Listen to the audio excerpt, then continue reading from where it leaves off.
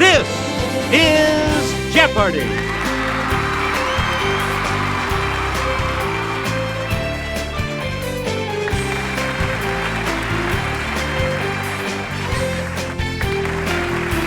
Please welcome our contestants. Player 1. Player 2. Player 3. And now, here is the host of Jeopardy, Alex Trebek. Thank you, Johnny Gilbert, and thank you, ladies and gentlemen, and welcome. Let's take you right now into the Jeopardy round. Clues are worth $200 to $1,000 in these categories. The Masters of Golf. Name that century. British poetry. From the Latin. Cakes. And the elements. Okay, let's get back into this. Player 1, you make the next selection as we continue. In 2005, he was 7 strokes down after round 1, but a miraculous 30-foot chip on 16 helped him win a 4th green jacket. Player 1? Yes. Player 1? In 1964, he led an army on his way to his 4th and final Masters win. Let's hear it, Player 1. Right. You get to pick again. It's the Daily Double. You are in first place. So, what's your wager?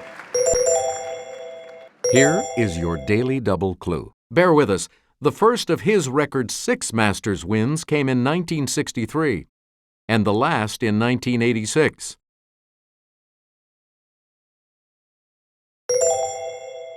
That puts you even further ahead. Select again.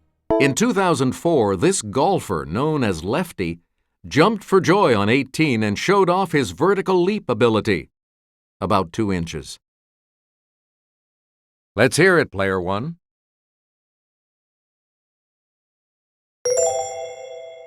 You are correct. We return to you. Both the course and the tournament were created by this 1920s icon, the only single-season winner of golf's Grand Slam. Player 1?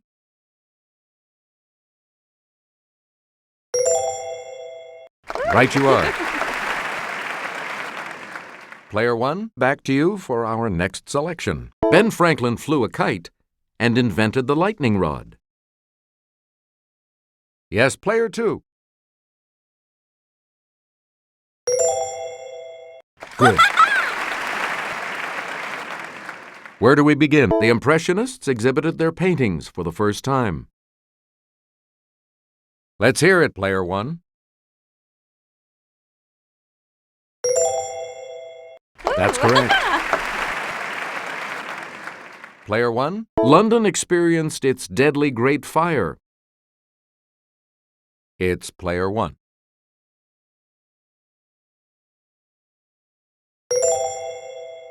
Correct. Please pick again. Ferdinand and Isabella of Spain got married and united their kingdoms. It's Player 2. Good. All right, let's get rodent-borne plague killed off 1/3 of Europe's population. Yes, Player 1? Right. Player 1, make a selection, please, as we... Number 1 of these by Shakespeare, from fairest creatures we desire increase, urges a handsome man to have kids. Okay, Player 3. That's right, way to go. Player 3. Lord Byron was a major influence on this later poet lord who wrote 1842's The Lord of Burleigh. Player 1.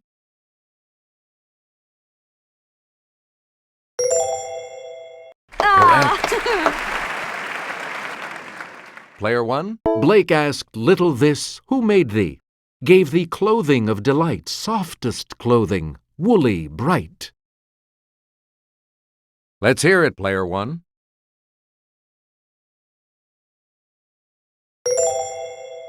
That is correct. You again, Player 1. Leaving his girl for his duty, Lovelace wrote, I could not love thee, dear, so much loved I not this more. Player 3.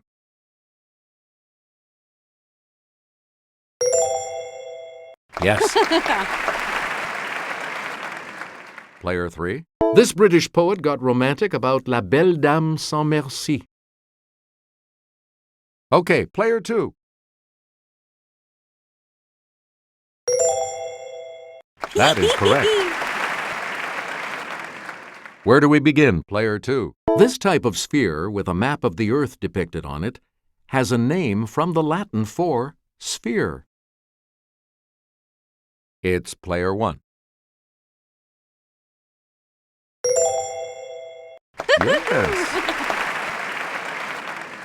Player 1. This kind of book is quite handy. Its name comes from the Latin for hand. Player 2. You are correct. Okay, let's get back in. Kelly? A non-structural embellishment at the end of a calligraphic letter is called one of these, from the Latin for flower. Okay, Player 2. Yeah! That's it. Player 2. The name of this fin on a shark's back comes from the Latin for back. Player 1.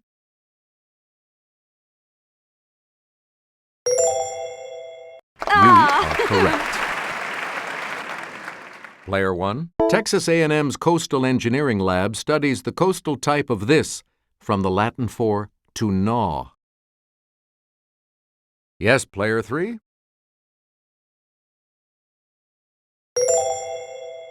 Good for you. Player 3. You're in command. In earlier days, this evil-sounding chocolate cake was colored with red food dye.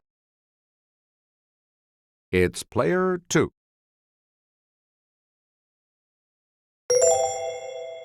Good. Where do we begin, Player 2? The Cheesecake Factory has put its famous cream cheese icing on this other type of cake. Okay, Player 3.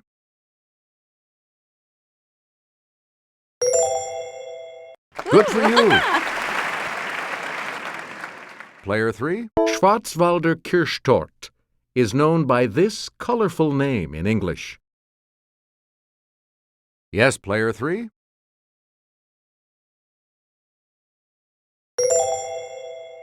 Correct. Player 3. This aluminum cake pan that sounds like a baseball play was invented by H. David Dahlquist in the early 1950s. Let's hear it, Player 2. Yes. All right, let's get, as its name suggests, a trompe-l'œil cake is one designed to deceive this sense. Yes, Player 1? That's correct. Where do we begin, Player 1? Because sound travels 2.7 times faster in this gas than in air, inhaling it makes your voice higher. Yes, Player 2.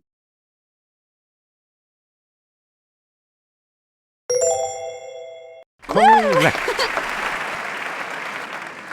All right, let's get neon, argon, and radon are among these gases formerly called rare or inert. Yes, Player 3?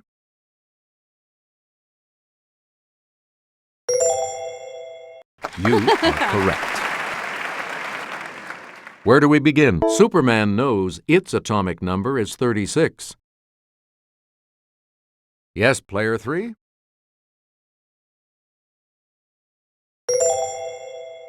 Right. You again, player 3. This very hard metal is named for the children of Uranus and Gaia. Yes, player 2.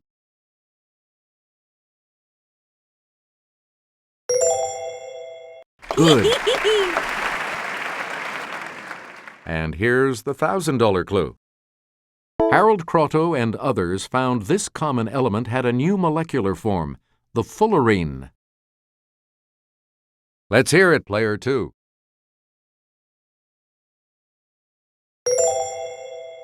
Hey, you're right. Player 3 is going first in Double Jeopardy when we come back following this.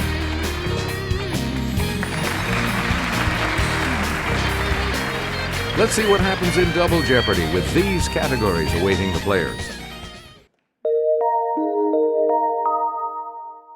The movie of the song.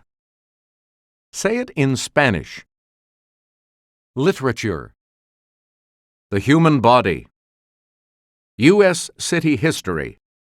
And country's highest points. Let's get back into this now. You have control of the board. Lose Yourself. 2002. Okay, player 1.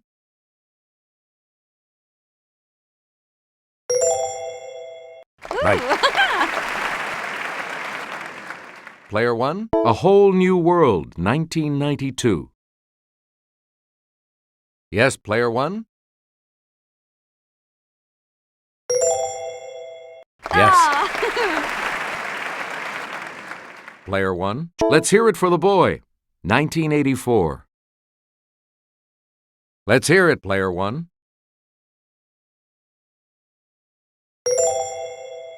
That's right. Way to go. You again, player 1. Zippity-doo-dah. 1947. Yes, player 1.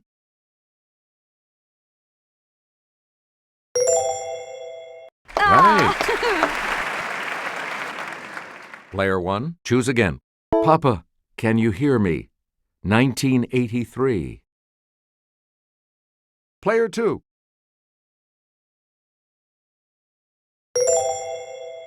Good for you. Where do we begin, player 2? The Bureau of Land Management can help you adopt one of these wild donkeys. Let's hear it, player 3.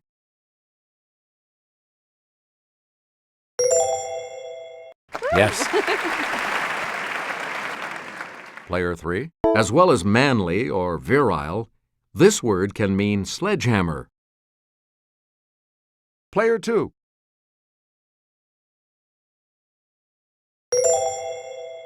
Yeah! Right you are. All right, let's get back into this. Whether after Cuba or not, it simply means free. Okay, player 2.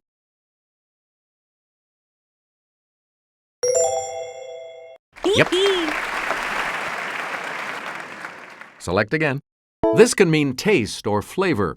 Con mucho this means with great pleasure.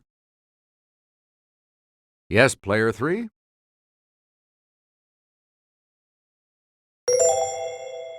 Good. Player 3. Here's Sara. In Spanish spelling, this mark above the N indicates that rather than una, the word should be pronounced uña. Okay, player 1.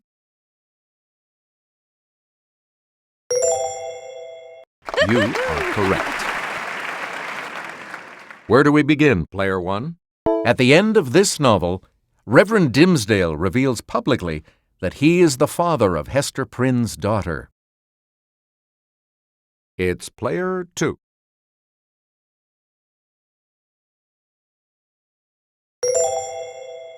Right you are.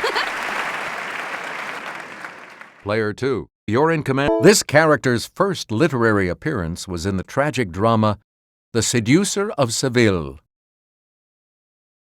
It's player 1.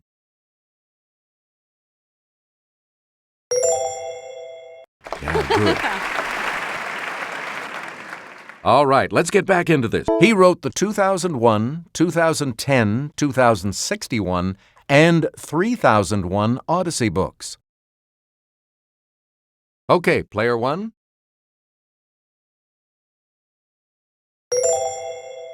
Yes. You get to pick again, player one. This Neville Shute novel depicts the coming annihilation of the human race after a nuclear war.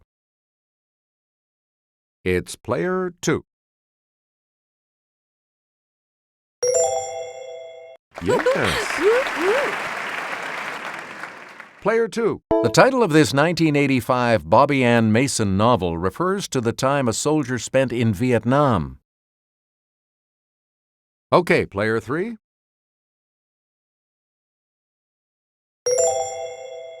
Yep. All right, let's get back into this. Player three. The part of your eye that looks like a black circle is called this. It's the center of the iris. Yes, player one.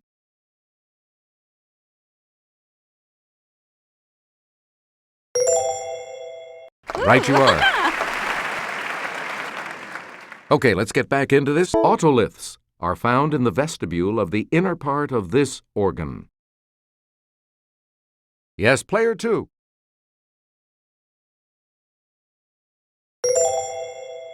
That is correct. Player two. This main artery of the heart is said to resemble a cane with its arch at the top of the heart. Let's hear it, player two.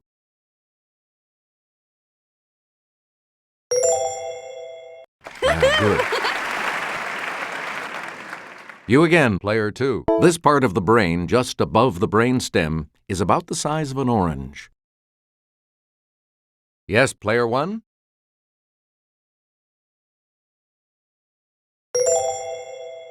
Correct. Where do we begin, player one? Jimmy? A low arch can cause the foot to roll inward too much when running, an effect called over this. Okay, player three.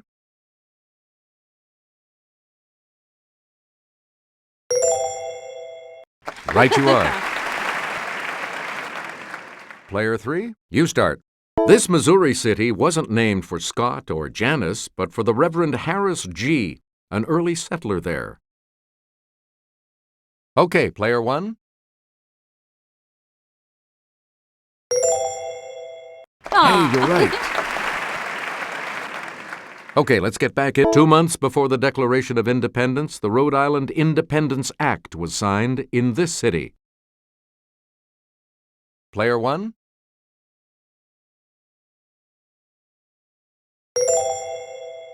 Yeah, good. Player one, back to you.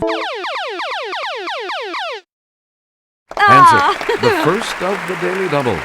You are currently in the lead. Please enter your wager. All right, here's your clue. It was Arizona's territorial capital from 1867 to 1877, and a university was founded there in 1885.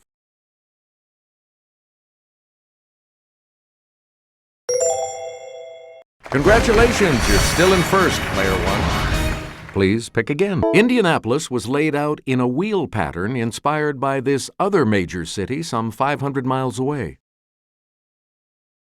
Player one.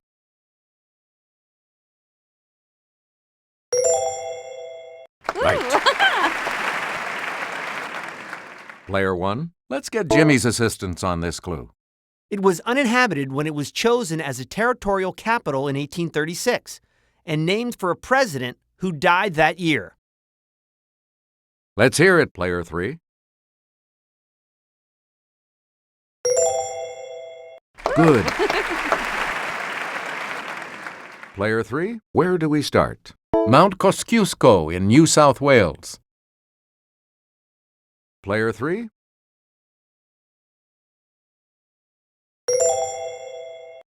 That's it. Player three. Pico de Teide in the Canary Islands. Yes, player two.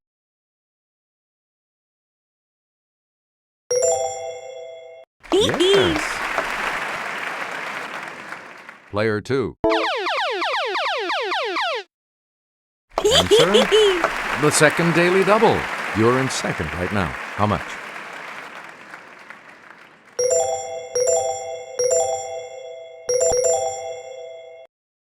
Okay, here is the clue. In East Africa, Mount Kilimanjaro.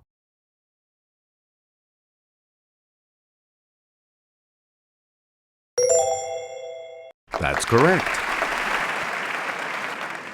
Please pick again, player 2. Phnom Aural. Okay, player 3.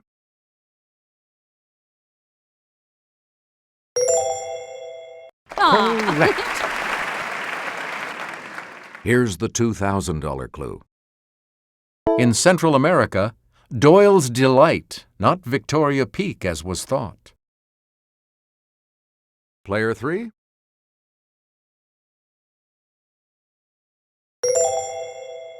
That's right. Way to go.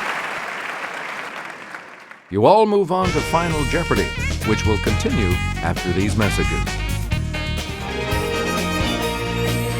Here's today's Final Jeopardy category.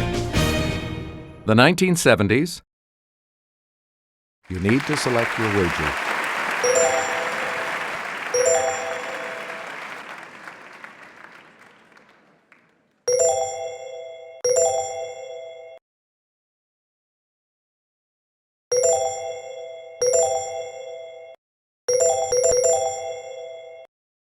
And now the final clue.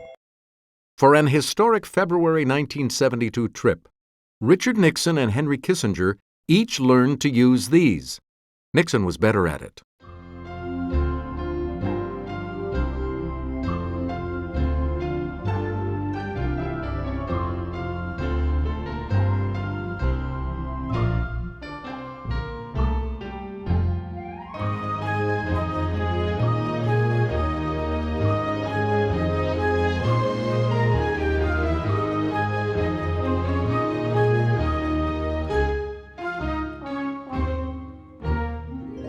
What did you put as your response?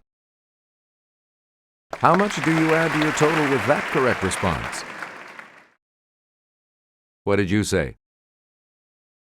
And this correct response will add how much to your score? Did you come up with the correct response? And that correct response will add... This makes you our new champion, Player 1, so congratulations. We'll see you next time.